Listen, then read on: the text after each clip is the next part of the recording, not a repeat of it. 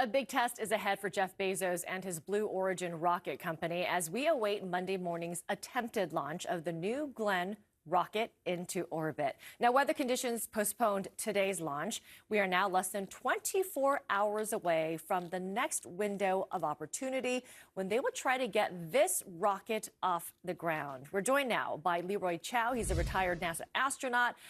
LEROY, let's start with what we will see if this is successful. Walk us through, the liftoff and, of course, the detaching of the top portion, and then, of course, the phenomenal landing in the ocean. Right. So this is a big deal, a big step for Blue Origin, Jeff Bezos. Blue Origin was started about 20 years ago, around the same time as SpaceX by Elon Musk. And Elon Musk and SpaceX, of course, they've been routinely launching Falcon 9s, Falcon Heavies, recovering first-stage boosters. So in a way, Blue Origin's playing catch-up, and this is a big deal. This is their first orbital rocket, the New Glenn, and it's been in development for quite a while, so it'll be exciting to see how it goes. Now, it took SpaceX many tries before they successfully recovered their first stage booster. And so Blue Origin's going to try this on their first flight test. So we'll see how it goes. It'll be interesting to watch. And again, about this being such a big deal and the fact that, this rocket, or at least Blue Origin, is really going to, be a major competition to Elon Musk. Talk to us about how, that's probably good for us, right? Oh, absolutely. Competition is good. It keeps everyone sharp, keeps everyone on their game, keeps people from being complacent, right? And so then always good to have an alternative provider. SpaceX has brought launch costs down dramatically. What used to cost somewhere in the $150 to $250 million range for a rocket to launch a satellite.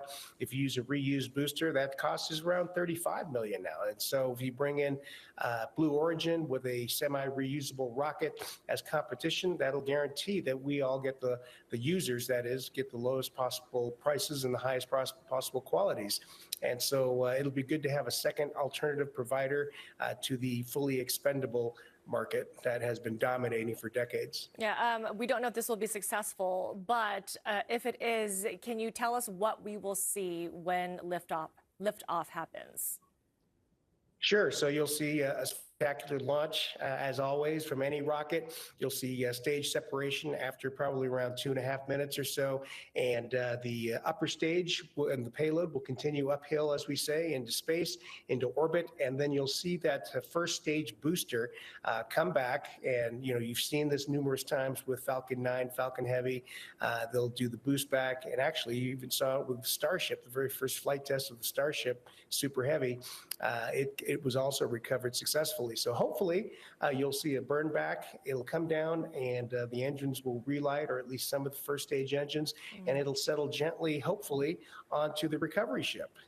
And if they're successful, it'll be a big deal because this is the first time they're flying this rocket. So fingers crossed. Yeah, fingers crossed. There is, though, just in case, a self-destruct mechanism. That's true. All rockets that launch, certainly from U.S. soil, have a built-in range safety package. It's basically explosive charges that destroy the vehicle if it's going off course, malfunctioning, and heading towards populated centers, or outside of predefined ranges. That's operated by the U.S. Air Force down there, or I guess Space Force now, down in Florida, where this launch is taking place. I do want to ask you, LEROY, before we go, about this planet parade that we're expecting. It's obviously going to be a treat for so many people.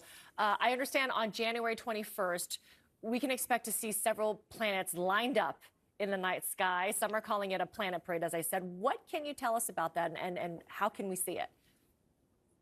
Sure, yeah, absolutely. So, of course, all the planets in our solar system are in different orbits, and so they're, going at different radial velocity components. That is, they only line up every now and then, right? So, for example, the Earth and Mars line up around every 2.5 years. We're pretty much at the closest points of our orbits, where that would be the time to try to travel to or from Mars, right? And so this is kind of a neat thing where you have these different orbits all kind of lining up, with several planets are going to be more or less in a line, and they should be visible in a clear sky if you're away from light pollution, and it'll just look like a line of stars, right? And I'm sure there are many apps out there you can use to help you find these planets, and it should be pretty cool to see. Yeah, we have a few apps already, and I'm sure my kids will be excited to see that on January 21st. Leroy Chiao, it's always great to see you. Thank you.